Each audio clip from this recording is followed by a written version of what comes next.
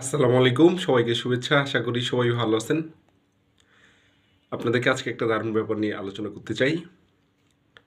সাধারণত যখন কোনো মানুষের আ কোনো সম্পদ কম থাকে তখন বা কোনো কিছু জিনিস কম থাকে তখন সেটা নিয়ে মানুষ বেশি বিস্তর চিন্তাভাবনা করে, আলাপ আলোচনা করে, বুদ্ধি করে।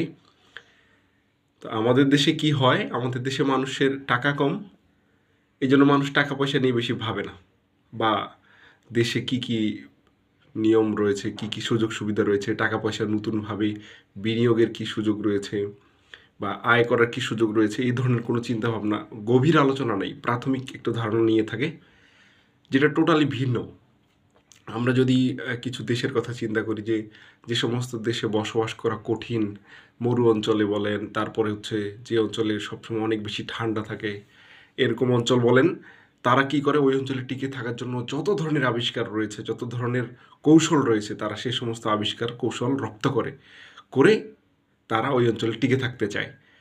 ঠিক কিন্তু আমাদের দেশে আমরা উল্টোটা করি। আমাদের দেশের মানুষের আয় কম। সুতরাং এই আয় নিয়ে যে ফার্দার কিছু চিন্তাভাবনা করা যায়, কোনো বিকল্প ভালো রয়েছে, ভাবা যায়, সেটাই আমাদের মধ্যে থাকে না। আমাদের এই চিন্তা পরিবর্তন করতে হবে। ধন্যবাদ সবাইকে।